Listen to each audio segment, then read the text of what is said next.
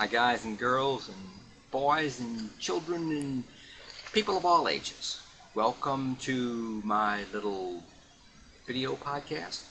Why do we say that? This will be episode 13, a very lucky episode. We're going to be covering Floatsam and Jetsam, the Floatsam and Jetsam of society. Where did that phrase come from? What do those two words mean? The word laconic. Yes, laconic. I'll define it, don't worry. And finally, we'll come to pedigree. I, of course, have a wonderful pedigree. Every one of my ancestors lived. Yes, they did.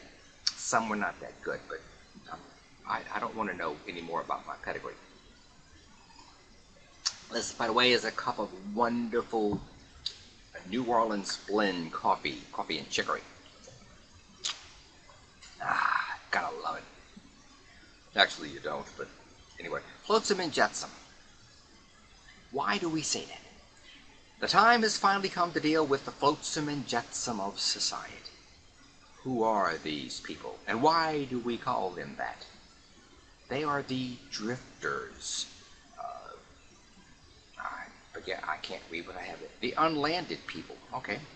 This interesting phrase, I can't read my notes that I wrote down. Anyway, this interesting phrase comes from the legal system of the sea and was coined to determine just who owns the wrecks that used to happen all the time. Ships would sink, flounder,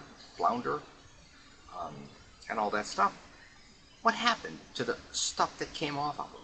Well, flotsam comes from the Latin word fluere, to float, and jetsam comes from jacare, to throw. So when a ship foundered, was going to sink, they would lighten it by throwing stuff over the side. Cargo, usually. You know, the question arose as to, okay, you've thrown it over the side, well, who owns it? Does the original ship own it? Can we go salvage it? Well, the law finally said that if it floated, it belonged to the owner of the vessel. If it sank, it belonged no longer to the owner, but to the salvager. So, the flotsam belonged to the owner, the jetsam, meaning it sank, or the stuff that's thrown over. So it's probably natural for this phrase, denoting storm, shipwrecks, and floating debris, to be applied to people who are symbolically no longer in the ship of society, but overboard, floating, and perhaps sinking. Let's be kind to the flotsam and jetsam of society. I intend to be. I wonder if I know any flotsam. Well, anyway, so the flotsam and jetsam. Laconic. My daughter a long time ago asked me what the word laconic meant because somebody had called her laconic. She thought it was a bad word. I said, no. It is not a bad word. Laconic simply means speaking few words, being very taciturn, very brief and terse. So it's kind of a compliment, and it's a wonderful word. And it's named after a province in Greece called Laconia. Laconia, okay? It seems that the Greek city of Sparta, you've all heard of Sparta, owned this province, I think it was in this province. And these ancient people were famous for simplicity and toughness, which, by the way, is where we get the adjective Spartan. I think there's been several movies about how tough Spartans were, yes. So, they were dedicated to training fearless and courageous citizens to serve a highly regimented state. And the Spartans tried to speak with the same simplicity and vigor that they lived their lives.